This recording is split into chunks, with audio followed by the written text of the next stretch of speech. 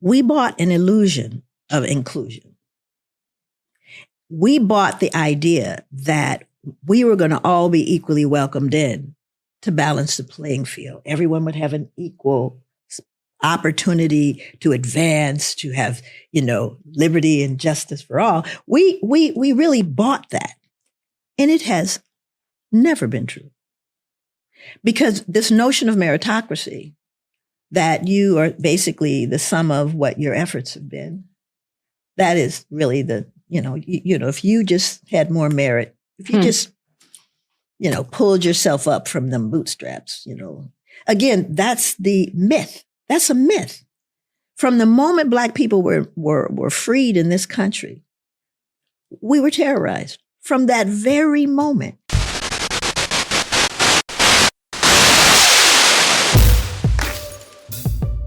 Welcome to Not All Hood. Dr. Joy DeGruy. If you've heard her speak or read anything she's written, you are enlightened.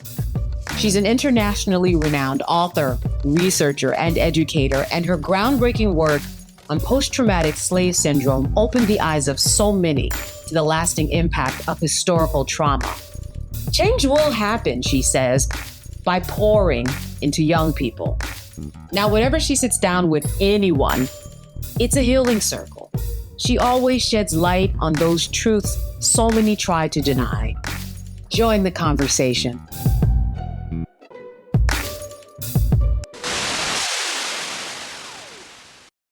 What is the key to not fall into despair and hopelessness? Oh, yeah, it's so interesting.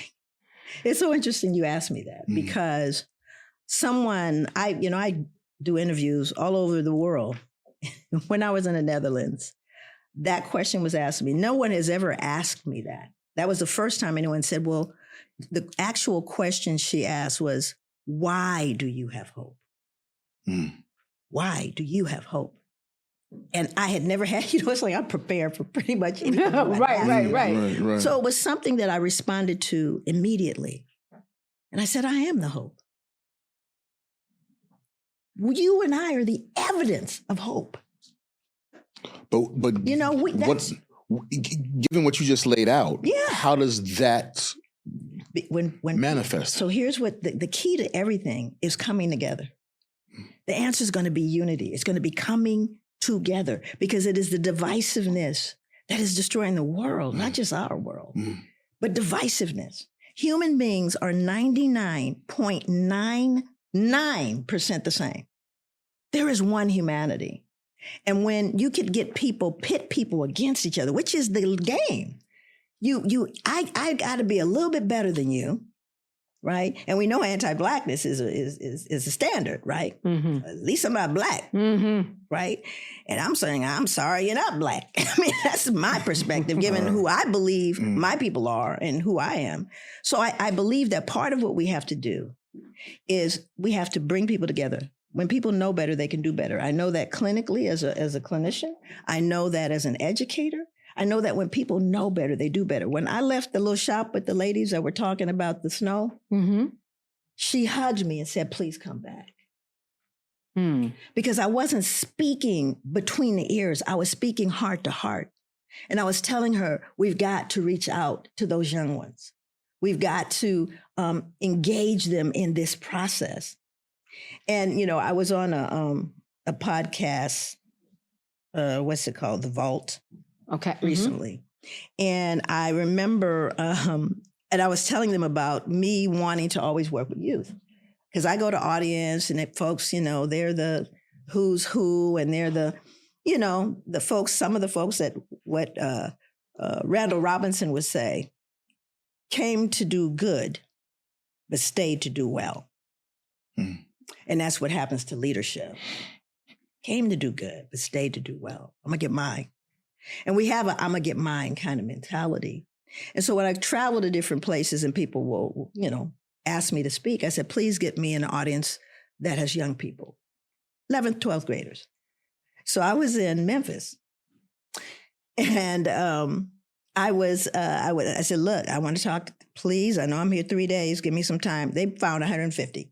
150, 11th, and 12th grade. It was wonderful. And they gave me kind of half a day to work with them.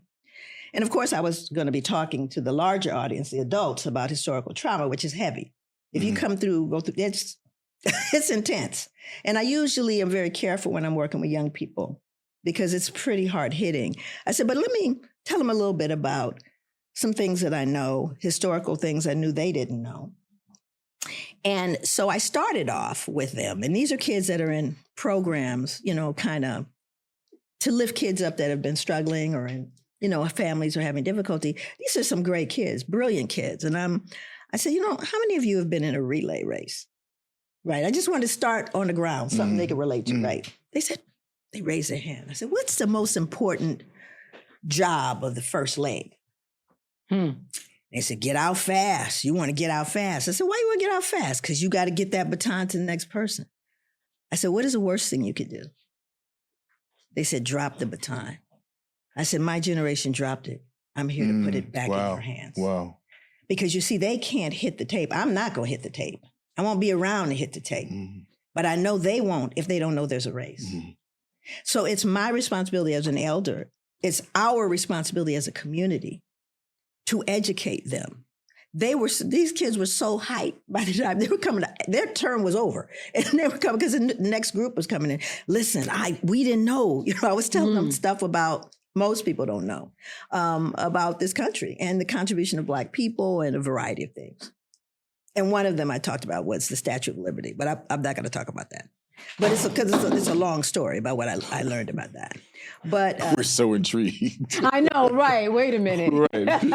Yeah, you don't even want to open the door a little bit. Give me you're tired, you're poor, you're huddled masses. It's so fundamentally something that people don't realize about the Statue of Liberty. But anyway, so I'm telling them. Can you give us something that we can go look up? Have our listeners can. Yeah, right. Okay. What keyword should they chat GPT? Chains. Okay. So let me give you a short, abbreviated thing about that. And then I'll tell you what the young people did that were very exciting. Okay. So when I first went to the Statue of Liberty, I only went because a friend of mine, Floyd Myers, brother of Heavy D, lives out in Mount Vernon.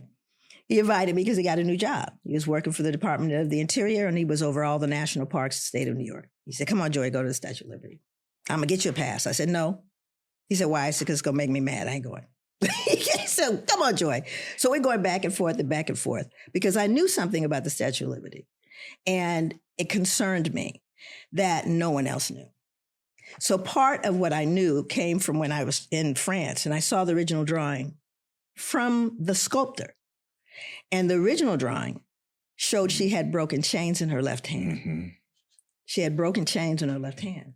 It was commissioned in 1865. Important, right? End of the Civil War, end of slavery. Pretty important. She's a statue of what? Liberty. Yes. So the chains represent the broken chains, the shackles, was the end of enslavement. That's what the liberty we're talking about. So she's no longer holding chains. Matter of fact, she's just holding a rectangular object with a Roman numeral on it because the United States insisted that those chains be removed. But the sculptor insisted too. He said, the chains must remain. And the United States said no. Who won? We did not. We did win. We did win. Wait, we got them all. We got the chains. The chains are there. Are they there? Okay, take me to it. Her feet, where it is impossible to see them under any circumstances. So this is truth hidden in plain sight. So I feel some kind of way about that, right? So I'm thinking, Floyd just got the job. He just got the job. Right. Yeah. He said, no, go on and bring it. So I brought it to his supervisor. I said, there's nothing in this entire exhibit, and this was in 2007, that shows the change. You show us more than we ever want to know about that statue. You show us how thick it is. You tell us why it turned green, because it was copper and oxidized. You told us who got involved, who was involved, the Eiffel guy. You tell us everything. You show us every part, but you never show her feet. Because you see, once you show those chains and the broken shackles, you have to then explain them. And America said no to that. So I said, I would like to myself pay for a picture. I'll pay someone to come and photograph that and put it on exhibit like everything else. And his boss said no. I said, I'm sure that we could probably find a sculptor, a black sculptor right across this water, black sculptor that could sculpt just that part. He said, no. I said, okay, then I'm going to tell on you. So I travel all over the world telling on them about the chains. And I get a call from the Department of the Interior. And they asked me to come. They fly me in. They apologize. They say, we have been negligent and we want to fix this. And we would like to hire you, Dr. DeGruy, to, just maybe train all of our rangers, which I did. And then, of course, I came a second time and they had indeed had a picture up there and everything was great. And I said, okay. Then I came a third time. Okay. Undercover. Oh, okay. Third time I went undercover because I wanted to see if someone was going to tell me about the chains unasked. Right. So on the tour, you get assigned some arbitrary, ranger. So the ranger, he's talked about the chains. He said, this is my history, your history. It's American history, a white man, and I'm proud to tell the story. So I'm thinking, job well done. Put a period on that. That was like 2013. Yeah. 2019, Washington Post writes a story. The Statue of Liberty was created to celebrate the end of slavery and not immigrants. Its new museum now recounts. Stay with me. Lady Liberty was created basically for the exact reasons that it's standing there doing what it's doing and their chains are there, and that is to celebrate freedom. Right. And specifically the freedom of enslaved people. Now, here's the question. They have a new museum. It wasn't there when I was there. But do you think they didn't always know that? Right. Arguably the most recognized symbol in the world. And they lied about it. They lied about it. The whole attachment to immigrants came years later. That was the original intention. Now let's just roll it back. People go to Statue of Liberty, Ellis Island, and you got always those people that go, my great-great and my great-great, they came through, And Black people look at Statue of Liberty and feel no connection. How much prouder would our young people be? How much taller would they stand knowing that she is standing on the chains that their ancestors had on them in the belly of ships because they didn't come through Ellis Island? How much prouder would they be about those who paid for them to be here? So when you erase the chains, you see, you erase me, you erase us, you erase the truth.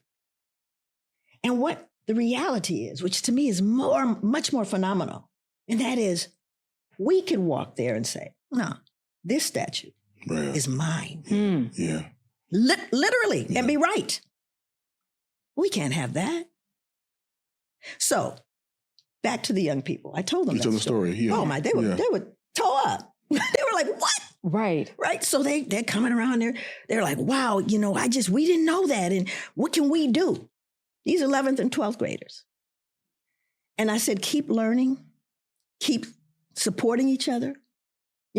All of the things that I could encourage them with. But a week later, the woman who brought me in for that 3-day training, she said, I want to tell you what happened. The boy Rittenhouse, the boy who shot the people during, I think, Black Rittenhouse. Yeah. Rittenhouse. Yes. That's him, Rittenhouse. I think I deliberately don't know his name. That's right. But anyway, he was in the same auditorium I spoke in the next week, and they shut him down. The youth shut him down. They stood up. There was nothing violent. Them and some of the college students just stood up in the audience and said, not here. And he took his whole little entourage and left. When people know better, they do better. And we cannot expect people to educate our children about who they are. There is a disincentive for that. They absolutely don't want them to know.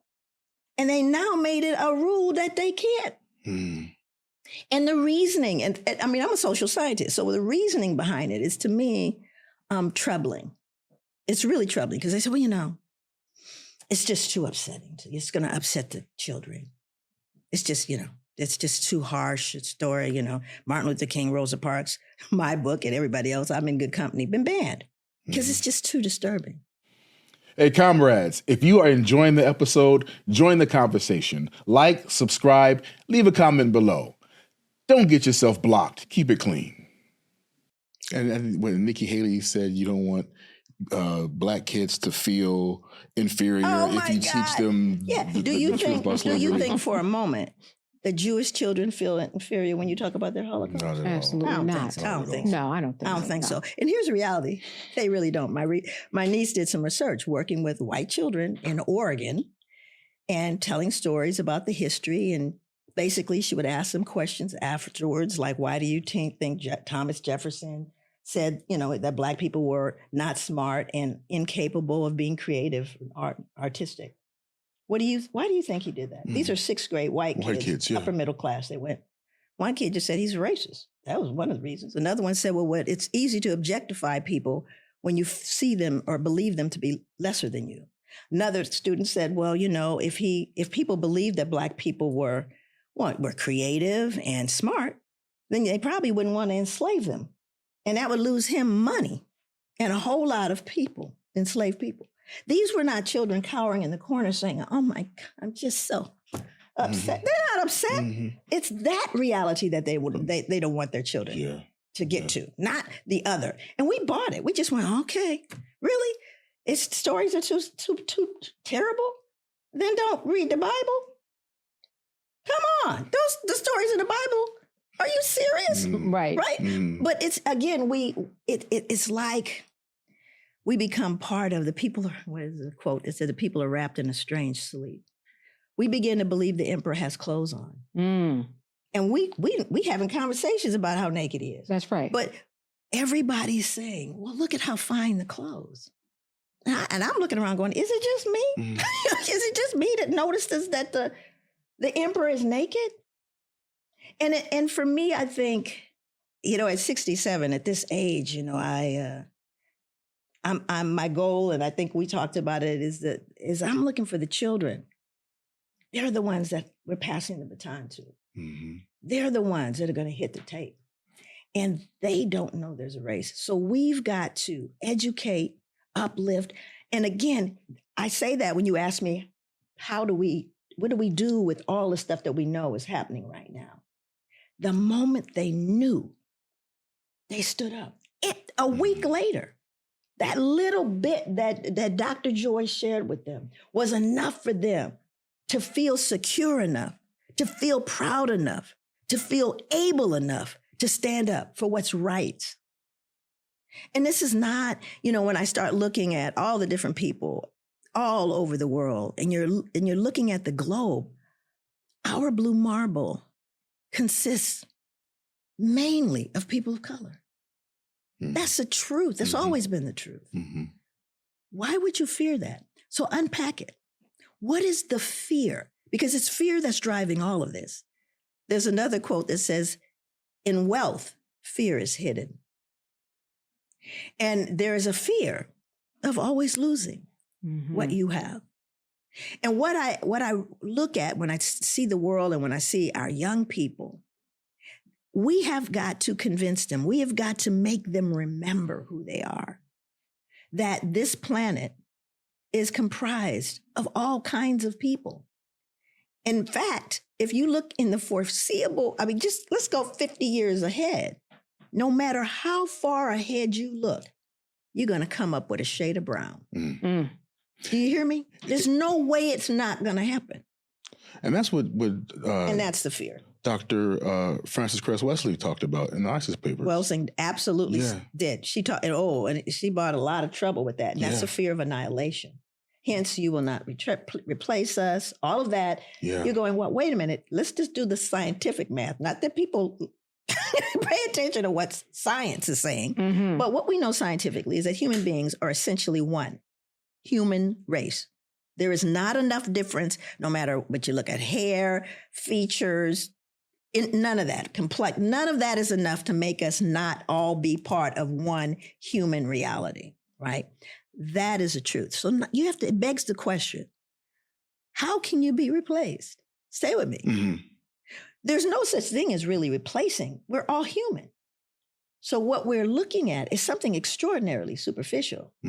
Whiteness, right? Because the only folks that's scared they're going to disappear are white people. Because of the natural mixture that is, you cannot stop. You cannot stop it. Nor was it intended to be stopped. We're human beings. And we're part of a human reality. And what their fear is, no, but I'm better than you. Wait a minute. I stand unique above you. I don't ever want to be you. You know, it was interesting. I did the DNA thing, right? Found out from the Mende tribe, Sierra Leone. And on the other side, Netherlands, which is interesting. And they sent me these paperwork because there are a couple of ones. If you go to African Ancestry, they will really nail it down and take it all the way to your tribe, right? And I did both. I did genebase.com is what I looked it up. And this was really early on. And so they sent me all this information, very technical. You know, I had to call somebody to interpret what they were saying. Not my lane. And so I got a little confused. There was an arrow. They show you an arrow. It's a red arrow. And I'm looking at where the arrow is pointing. I'm going, so, and then it points to, I said, so am I from where, I call up, I said, am I from where the arrow started? Or where am I from where it's pointed to? He said, we're all from where it started. He's Chinese. He said, we are all from where that arrow starts. Wow. And he says, then believe me, he says, I'm Chinese. Chinese still trying to find another way to be not like nobody. He said, I'm going to be real with you. He said, but Dana don't lie. the DNA don't lie. And when we start looking at the oldest, human remains, they're in Africa. And so strangely enough, they called her Lucy. Let's just unpack that one. Yeah. They called her Lucy because a Beatles song was playing, Lucy in the Sky. And arguably the most important find in human history. And they named her Lucy. And so when you hear Lucy, you figure, well, she's maybe from Boston. Sure. Right. But she was really Dinknesh. That's what the Ethiopian people called her, which means thou art wonderful. But they called her Lucy, and they continue to this day to call her Lucy. Sometimes you'll see Lucy, also known as Dinknesh, instead of Dinknesh, foolishly called Lucy. Yeah. Because again, we cannot have the face of our beginnings be African. But all of this becomes nonsensical from a real biological point, because there is no biological difference in human beings. But if you deem yourself superior, uniquely above everyone else, you see, it's a pathology, then everybody else becomes a threat. You had mentioned that perhaps the baton wasn't passed you want to pass the baton properly because your generation has failed. What are those failures that you're talking about that one could correct once the baton is passed? We bought an illusion of inclusion. We bought the idea that we were going to all be equally welcomed in to balance the playing field. Everyone would have an equal opportunity to advance, to have, liberty and justice for all. We really bought that. And it has never been true. Because this notion of meritocracy, that you are basically the sum of what your efforts have been, that is really the, if you just had more merit, if you just, pulled yourself up from them bootstraps, again, that's the myth. That's a myth. From the moment Black people were freed in this country, we were terrorized from that very moment. And when, stay with me, they told us, get away from us. We don't want you around. They had Jim Crow, segregation, we just don't want you near us. We said, okay. And we went and we built numerous towns. One, famous one in Tulsa. I have pictures of Tulsa, before and after. In the before pictures, we had Black banks, stores, hospitals, schools, There were parades down. Everything was Black owned. You go in, everyone, there was love, there was joy. And they went, wait a minute. We wanted y'all to be separate, but we didn't want you to prosper. Mm-hmm. So the first thing they did was they looted, they raped, they burned, and then they literally bombed. I mean, it's insane. And you see before and after, and they say, oh, but don't worry, because we want you to just come on in. Be equal citizens. I ask people everywhere I go, I said, segregation's over, right? They say, yeah. I said, well, is there a hood? Mm. I said, anybody here know what a hood is? Mm. They go, I said, but is there a sign on the freeway that says next right hood? I said, but y'all know where it is, don't you? Mm. And in every major city in the United States. The worst of that is that we get dispersed constantly, gentrification, got, differently red. Let's go. Slavery, Jim Crow. You had redlining, mm-hmm. You had urban renewal, and now we have gentrification. It's just new names, mm-hmm. but it's like we're getting ready to displace you again. Right. But when we got displaced each time throughout, our history, we got dispersed together. Now we're not being dispersed together. And there's no recognizable, in certain cities, there's no recognizable Black community. So it used to be dispersed, but together. Now it's just dispersed in food deserts, job deserts, So you have to understand the accumulated impact of that. So what I look at with all of these things, because I have to tell a story, and I never tell this story. Mm. I actually never tell the story. It's not even in my book because it's too hard to tell. We'll keep it between us. Yes. Yeah. No, it's all good. It's all good. I was living in Portland, Oregon at the time. My fault. Yeah, I'll never forget this. And I have two sons. My oldest son has ataxic cerebral palsy. Very, he's totally functional. It's not debilitating. It's a mild form of it. And he was going to see his brother, my younger son, to get his ID from him because he had gone to my younger son had an apartment with a friend, and he was going to meet him downtown Portland, which was halfway from where they were, so he could give him his ID. I, at the time, was in New York lecturing. And so my son is downtown. He's got his brother's ID. He steps off the curb about maybe a foot, 12 inches from the crosswalk. He just steps off. Now, this is the absolute truth. He steps off. A police car that was sitting on the corner flies around, boop, puts the little signal on. My son then steps back on the curb. He doesn't even know what he's done wrong. He steps off the curb because earlier police had drawn guns on him, earlier in the year for walking while Black. Traumatized him. I had to work him through that whole thing. So he's hyper vigilant because of that, but he steps back on the curb and the police officer says, I'm going to have to cite you for improper use of a crosswalk. And he says, but I didn't cross.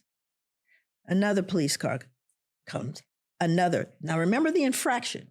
He stepped off the curb and he stepped back on. While he's talking to that police officer, my other son has now arrived. He sees what's going on with his brother. He attempts to cross the street, and the police officer there says, don't move, stop moving. He says, my brother, well, he hasn't done anything. Why are you doing this to my brother? Now the crowd has drawn. All the people, oh, look at the dangerous Black boys. What must they have done, right? My son is terrified. My older son calls me on the phone. I'm 3,000 miles away. And he starts saying, Mom, the police, he's trying to explain what's happening with his brother. I said, is there a policeman near you? He said, yes, he won't let me cross the street. I said, let me speak with the police officer, right? Just let me speak with the police officer. And he goes, you need to speak to my mom. The police officer said, I didn't say that, but, So I hear the police officer say, well, I don't have time to talk to your mom. I said, say these words to him. Tell him my name is Dr. Joy. I go through the whole thing. I'm a professor at Portland State University, graduate school of social work. And suddenly I become a different one. So he gets on the phone and he says, well, he was making a big, we'll just give him a warning this time. He said, we'll just give him a warning, But he was, he was causing, he was fussing, all these things. None of that was true. by this time, my son is handcuffed in the back seat of the car. Now, remember the infraction. He stepped on a step. In the middle of that happening, a white couple with a child in a cart, baby carriage. Baby carriage. They crossed the street right in the middle of the street. And my son goes, look at them. And he yells at them, please use the crosswalk. And they continue, we will, officer, and continue across the street. White couple with a baby and So he's feeling some kind of way. Yeah. So now the police officer allows my son to walk across the street to greet and meet his brother. They take my son out of the back seat of the car. They take the handcuffs off of him. He reaches in his pocket to grab the ID and all the guns come out. And in that moment, of course, now his brother is watching all of this. So this is multiple traumas. Here's a question. You put him in there seconds ago. You patted him down before you put him in there. Where would a gun have come from? Or any weapon. But in that instant, he could have lost his life because he reached in his pocket to get the ID to give to his brother. So then I say to my son, my older son, I said, give the phone to Nadim, give it to your brother. And he tries to give it to him and he won't. He said, he won't, Mom, he won't take it. I said, tell him he doesn't have to talk to me. I will talk to him. And he put the phone to his head. He wasn't saying anything because now all the white people are looking. It's a huge crowd, right? Everyone's looking at him. And I said, I want you to keep walking. And when you and your brother are 2 blocks away, I want you to let me know when you're 2 blocks away. Just keep walking, son. Keep walking right now. I'm right here with you. And when he got 2 blocks away, he burst into tears. He burst into tears. He said, Mom, they're going to kill me. It doesn't matter that you raised me right. It doesn't matter that I'm a Baha'i or faith. It doesn't matter, Mom. They're going to kill me. Surely they're going to kill me. I was 3,000 miles away. And I said, how dare you, son? How dare you say such a thing? I said, there were people that looked like you that had 100 years of enslavement behind them, and they were looking at nearly 200 years in front of them. How dare you, son, say now you can't do it. Now they're going to, I said, not now. Don't you ever forget on whose shoulders you are standing, son. And the tears dried. He said, oh man, Mom, I'm sorry. I cried for 2 hours after that. 2 hours I cried, 3,000 miles away, trying to save my son. And so for me, when I say that, a large segment of my generation bought the lie, but we put our children in harm's way when we did because they believed it too. And this that's happening and this that's coming, they have no clue as to how to deal with this, how to navigate it. Who's going to tell them? Who's going to explain to them why it's happening now? Because you see, if they knew their history, this would not be a surprise to them. But I do know for sure, if my ancestors endured people grabbing your wife out of the bed and maybe your 6-year-old to trade around that night with whoever was there, when they sold, beat, raped, tortured, and killed us for hundreds of years, are you telling me we can't do this? No, there's not a cell in my body that believes that. So what does the coming together look like? The coming together, and this is huge, right at home, first of all. You got folks that don't talk to their sister, their cousin, because of something somebody said, they said. 10 years ago. 10 years ago that the nonsense has to stop. We've got to heal ourselves personally. We've got to begin to interrogate the things we say we believe and how we move through the world. And here's how I set that up. I ask people, do you have a standard? Do you have a standard you live by? Mm-hmm. And I know you do. Mm. I know who you are.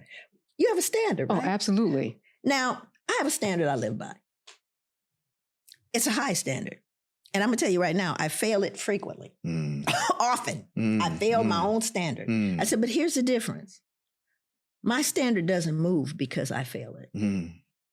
If you were to take and look at what we have been socialized to believe about things, we're going to use in the scientific method. We're going to look at evidence-based approaches. We want to look at root cause analysis. We want to look at all these things to determine whether we should operate or move in a particular direction. Let's just take a particular standard, whether people believe it or not. Some people do. Thou shalt not lie. 100% failure. That's a 100% failure rate for that one. Now, do we say, statistically speaking, it's not a good standard? I mean, really. I think we should, the scientists, if you're looking at it from that vantage point, let's do away with it. Because, look, we have a 100% failure rate. Let's just bring lying back in. You see, we don't bring lying back in because we failed the standard. We don't engage ourselves in that which is not virtue or righteous or good because we fail it. I continue to reach for it. Maybe when I breathe my last breath, I will have achieved it, maybe not. But my standard does not move. And what we have done as a society, what we've done perhaps even as a world, is we moved the standard to fit our own inaccuracies or inadequacies. And we moved the standard, and we can't do that. We've got to put the standard there and continue to climb for it. And when we look at our children and we talk about the youth and we talk about what we didn't hand them, we gave them a bill of goods. We told them all of the things that we knew weren't true. And I'm saying, look, trust in God, but tie your camel. We cannot send them out on a racially charged battlefield with no armor. And that is what is going on. This is not that deep. People who, my father went to the 6th grade. It's not about being educated in that way. It's about, what is that thing? It's a quote that says, turn thy sight unto thyself that thou mayest find me standing within thee, mighty, powerful, and self-subsisting. We need to look at what is good in us. We have to interrogate our own behavior, right? We have to own it. It's like anything else. You know it. I know it. The divine humbling. Oh, yeah. You know about the divine humbling because whatever you thought, something happened in your life where it happened, help you understand, okay. And then you see a person, because I can tell people who are pre and post humbling. I've met them like that. Pre and post, okay. Right. They haven't gotten the lesson yet. You didn't have the lesson, right? So failure or falling is not a problem. But we have to pick folk up. And they got to learn from why did you fall? And maybe if I told you how I felt and how I tell people, don't make me more than I am. I'm not confused about joy. I go to the mirror every day. I'm not confused. People stand up and clap, all that stuff. None of that gets, because I know me. And I know my own frailties and my own limitations. And truly, my husband knows them, But it's being able to understand who you are. Then you make that next stretch to the people you love, right there with you. It's not out in the street. It's right here with that person. My daughter always says, we got to learn how to beam love. Beam love and light. We started doing, are you walking? That's right. And brother across the street, don't even know you. Go, hey. You're in the grocery store, hey. Right? All of that. And I always ask people, Black folks, I said, what does it feel like when that happens?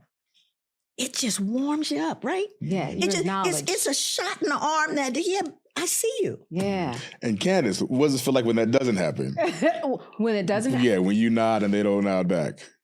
You know what? Because we've had the nod conversation before. I feel like, the person that doesn't nod to me, they're not one of us. Like, because there's no way that you can be in a space, and I've talked about this before, being in a space where I hadn't seen white people in a long time. I was in Black people. I was in Saratoga Springs. Wow. And I came across a gentleman, and he was with a white girlfriend or wife, and I gave him the nod, and he did not give it back. Of course not. And it made me just feel like you don't understand. And it also made me feel like, wow, because you always look for that nod because it helps me feel comfortable too. Sure. Because I'm looking, if you're running, I'm running too, right? Because if you are running, so that nod means we're on the same page. Mm-hmm. We know when we're in good and we know when we're in trouble. Right. And so it just didn't make me feel like I had a place. I just felt, wow, I couldn't even get the nod from someone who looked like me. Mm. And I hadn't seen, hair nor hide of a Black person in a few days. Yeah. It made me feel like I was a super outsider. Yeah. Of a place where I already felt like it hurt. It hurts. It hurt. It hurt. Comrades, if you're enjoying this episode, join the conversation and make sure to like, subscribe, and comment below. Nah. And I think that, and that has happened, right? Or someone will divert their gaze. Yeah. They'll divert their gaze. Yeah. And again, I think there is an injury that occurs when we are not living authentically. Mm-hmm. When you can't be too Black now. Mm. See, that's, oh my God. I taught at the university in Portland for 20 years, and it was intense because I constantly was no affirmation. And the problem with me, because they just thought I was going to be, I wasn't going to be so Black. One day, when I had hair, I used to wear my hair in braids and then I had locks. But when I had my hair in braids, there's the in-between braiding time when you wash your hair, the braiding is going. That's right. But you can't get to the braider for a couple of days. The in-between style. It's the in-between stuff. That's right. That you do, right? You pull your hair back. Sometimes people put a little, straighten it a little bit. Just pull it because you're getting ready to get your hair braided. Mm-hmm. In about a week. So I go to work that day in between and they go, now that is professional. They suddenly noticed me. What year was that? This was, it was the 90s. Okay. Yeah, I know the story. Early 2000s. Mm-hmm. And I'm thinking, they were just really very, it's just so smart on you. Right. So I was a little more radical than I am now. I buzz cut my hair, literally buzz cut it and walked in the next day. So you don't get to determine for me what I'm going to look like. Right. And so it didn't give me a real warm environment to be working in. But I turned out to be too Black. And part of the reason why folks kind of left me alone is because I was all hooked into the community. I'm one of those people. I know one of the professors, a tenure track. No, she was a full tenure professor who had got given an F to an African student that was a straight A student. This is a master's program. So it's 2 years. She gave her an F. Now, first thing she said was all the rest of you professors were wrong because everybody else said she was an A student. She was a straight A student, right? She's on a student visa to be there. And she flunks her in the second year, which means she'd have to wait a full year to repeat that course, which she could not do. She came to me. She was my student in practice for a year, this Black student. She was so ashamed. She fell on her knees and hid her face and cried because she had brought such shame, right? And she goes, I don't know why she did this. She accused her of plagiarism, all kind of stuff. Gave her an F and went on sabbatical. Hold it. So this means that this girl has no recourse, but I'm faculty. I know your number. So I called her at home. I got a message. I said, if you do not correct this, if you do not correct what you have done to this student, I will have the entire community in a press conference on your front lawn. She called me 15 minutes later. No, I think there's been some sort of a mistake. No, I'm sure, she got a B. It was a B, which was still lower than any grade she had received. And I asked the student, I said, now here's what my recommendation is. Take the B and then sue her. I said, but that'd be later. Just get out of here. Get this through. But part of that was true. I could call, and I had that amount of connection in the community. Not only the leadership, I had business community, because we were a community that has since been destroyed. But that is what it's about. That is the safety. The safety lies in connection, because what they bank on is that we won't. And, sometimes when I don't get the nod, I'm looking at a person that is, they're living in a different world and they don't want to be in mine. Mm-hmm. They don't want to even seem aligned with mine. They have chosen where they're going to be. I don't know that they feel that way now, but they have chosen that. I ain't mad at you. Do you? Right. Go with God. I'm not spending a nickel's worth of time on it. But I do know that we have to be purposeful and intentional about bringing folks together. Grab a young person, beam that love and light into them. Sometimes you see Black kids and they just got a scowl on their face. They're like, and I'm going, give me that smile. I know you want to smile. I see it. Right? Brightens their whole day. And it don't cost you anything. And it's easy. And sometimes they, get yourself over here. Go. That's what they're getting. People barking at them. Right? And we also have to remember one more thing I want to say about young people. And that is, if we look at where we are, 2025, we had an explosion of different things that hit our community, crack being one of them. Michelle Alexander in her book, The New Jim Crow, talks about that and its origins and the proof of its origins. But looking at certain things that have assaulted our community over and over again, that has caused more and more fracturing within the community. We also had something where, when they were frisbeeing condoms at everybody, that was the answer to teen pregnancy. It was just everywhere you went, there was a bowl of candy, a bowl of condoms, everywhere you went, right? And then the HIV, AIDS came into it. All of those things started pushing us into it. But there was a generation that was lost. We have a generation, or maybe two, where there was no mature adult parenting. You understand what I'm saying? Yes. No mature adult is parenting. Case in point, young girl, she had blown out of every alternative school. And she said, Miss Joy, if I get through, if I graduate, will you come to my graduation? Right? Will you come? And I said, if you graduate, I won't care where you are, I'm coming. She was in Brooklyn. Lord. She graduates. I got on a plane. And I flew to Brooklyn, and she couldn't believe I was in the audience. She was so excited. She got up, and it was a small alternative school, and they all had their, diplomas and everything. So she grabbed someone out of the audience, looks like her sister, and she goes, "This is her. This is like my mom. This is like my mom." She's pointing at me. This is like my mom. She was like my mom, and that was her mom, whose hand she was holding. So I'm trying to go. I said, "Well, it's fictive kinship. We're talking. I don't want nobody to feel uncomfortable." And she says to me, "Oh my God, I've heard so much about you. Would you be my mom too?" Wow. Would you be my mom too? Wow. I was not expecting that. Wow. Because she had not been parented, which helps you understand all of the things that are going on in those lives. Right. There was not a mature adult. But you see, that didn't matter. I grew up, folks got pregnant. There wasn't no news. But you didn't raise the child. Mama, big mama, cousin, auntie, the women in your family raised that child. But now they made it so, well, if you have the child and you want to get the check, you can't have those people in your home. Yeah. Those the numbers off. Definitely can't have a father, but you can't have it because this is only for you. And I'm only adjudicated 16-year-old. And I'm somebody's mama. And I believe that I got it all going on now, without not just a grain of any real parenting skills. So I started to see that. And I said, we've got to show up, because when you got a village, if you live in the village, everybody could correct you. Everybody is part of your life. That's no more. But it doesn't mean we can't facilitate it. It doesn't mean we can't create it. It doesn't mean we can't make it happen.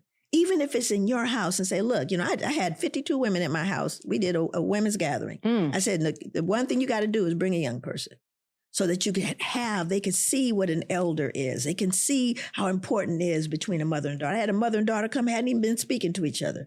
They were crying and holding each other before they left, because I created space for it. We've got to create the space for it.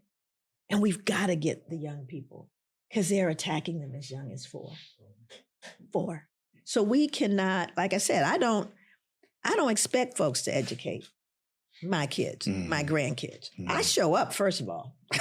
I show up. I will train you for free when I got skin in the game. I'm going to make sure you do no harm here or to any of these kids. But I can't be mad if I don't show up. And a lot of people that don't show up, let me tell you why. Parents that don't show up say, don't have that school calling me. Don't you have that school calling me. That's right. But what they're reflecting on is their own experience. They get triggered when they walk in the door because they felt the same way. My teacher doesn't like me. And sometimes that teacher looked just like them. Because, again, I'm not who I think I am. I'm not who you think I am. I am who I think you think that I am. That's how we arrive at our self-concept based on the appraisals of significant others in our lives. So it's a job all of us can do. It's not hard. I didn't have to say anything to the women in the space that I was in before I got here today. But I felt like I needed to talk to the women in that space about something real. Sometimes I'll hear people ear hustling when I'm talking. And I tell them everything that I want them to hear. But it's about us taking responsibility for community, fostering unity, fostering collective. And again, you got folks, I have people in my village from every walk of life, from every race, religion, philosophy, all over the world. They're part of my village. I collect those people in my life and they will always be in my life. And then there's some people that I'm absolutely related to that I'm like, you can't come in because you're not right. I will help you. Right. I will even pray for you, but you don't get to come in and do harm in the village. Even if we are related. Even if we are related. But it's about really understanding that I will help you if you want to help you. If not, you can't come in and do harm. Right. We can't have that. So, there's so many layers to this. I would love to be in a space, and I've actually created this. I do symposiums. I have a private nonprofit. I'm going to do a little shameless plug. Be the Healing, Inc. That is my or bethehealing.org. And that is where I do on the ground work. And I get folks together. I do panels with young people. I want to hear what they're thinking, what they're feeling, because our children aren't saying. They're not, and half the time we're not asking them, So we need to ask them. We need to check in with them. And even when they're not ours, we got to show them we care. What have you learned from them? Man, well, one of the things that I had asked the panel, I was actually talking to a panel of young, and it was a 10th grader through 12th grade. And I asked them, what is it you want to say to your parents? I asked them that. Whoa, parents were in the audience. Oh. Parents were in the audience. I want them to ask me how I feel. They tell me what they want. They tell me what I should do. They tell me, but they never ask, how do you feel? And if they ask me how I feel, I would tell them that I'm scared. I would tell them that I have a lot of friends that I talk to that don't even want to live. I have so many friends with anxiety that come to school that literally get high, not to get high and hang, but so that they can calm their nerves enough to attend. That's how much, these were the things that came out from these kids. They're not bad kids, but they're struggling. But no one ever asks us how we feel. And I was blown away. It was a moment. It kind of blew open the door to me and to the folks that work in my organization, that we really do need to ask those important questions, particularly of boys. Particularly of boys. They're very reticent to say those things. I am afraid. It is not okay to be afraid or sad. Everybody gets to have the full spectrum of emotion. And when we rob them of that, we harm them. When you talk about hope in young people, I think about as much as horrible as social media can be. Yeah, I think about there are good things about social media. Absolutely. I think about young people who didn't have voices. Like, for example, I think about those sixth graders in Oregon, right? And their awareness. And it makes me think about, back in, 40s, 50s, 60s, white kids, even before then, white kids, children of Klan members who didn't necessarily buy into that philosophy, but they didn't have a voice. That's right. So if they disagreed, they still had to keep their mouths shut. And I think about social media, and I think about how all these kids are not just exposed to what other kids are going through, but they have a voice. That's right. And their voices are very loud. Yeah. And, so sometimes we forget about that. True. Like there is that good, because you see that there are young people who get it. Absolutely. And there are young people who care. They absolutely do. And that was the other thing that showed up, was that, like I said, the group of kids, I was with them 50 minutes and they were ready to just tell me what I'm going to do. Yeah. Right. They were ready to go. They just, when they know better, they can do better. And I think you're absolutely right. There are plenty of them that are there. I think we need to pay attention to something that, in my research, I discovered that we don't do enough of. And this is literal touch. Literally touch. We talked about that earlier today. Right? Yes. And feeling that the love, right? Now that's something, we didn't even know each other, but we're embracing, right? Right. We've normalized that.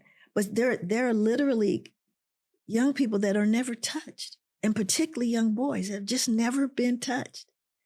And they were talking about that. There was some research done on how to manage. Matter of fact, Howard Stevenson actually, I think, did this research where they showed two boys. They were on a basketball. They were and they were all the same age. It was like a 13-year-old camp or something, 12-year-old camp. And you know how some of them have had the growth spurt and some of them haven't, right? But they're all the same age, but one dunks on the other one.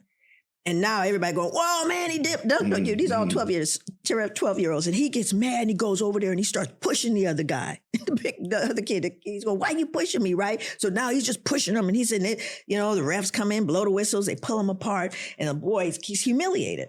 So he's pulling away. No. He said that in his research, he could never reduce anger.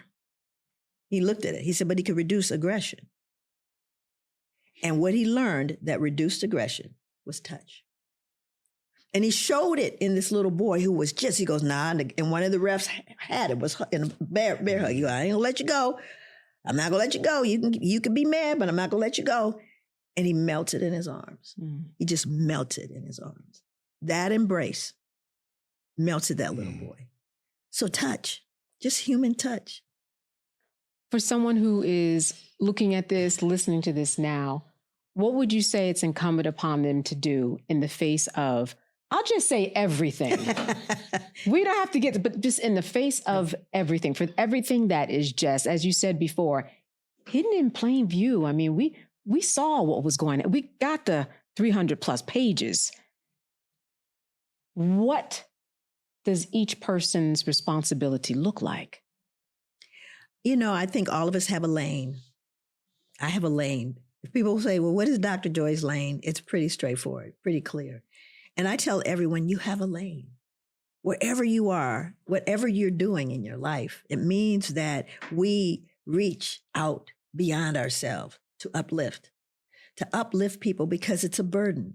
Some are afraid, some don't know what to do. And I'm telling you, right now with the fires in California, whole Black community, Latinx communities, gone, right? I said to them, the calamity of calamities has already happened. And so for some of us that are struggling, and some of us it doesn't matter, because everybody pulled together, whether their house burned to the ground or not. They pulled together, and each of them started to talk about what it felt like to have perfect strangers care, right? So we have to dare to step out enough to say, listen, this too shall pass. We have been through and experienced far worse. We will make it through this as well. And that hope is us. We are the hope of our ancestors. We are the realization of hope. And that hope reflects itself in not forgetting who you are, but also being able to see who everyone else is and to realize that there's a space for everyone. And that means that on a practical level, you don't have to be in front of a mic. You could just be walking down the street. And that is, I think, the responsibility and the role. And the other thing is, like I said, we've got to trust in God, but tie the camel. We got to be pragmatic about what's going on. And we've got to be pragmatic about moving forward and moving together. Moving together. Not all hood.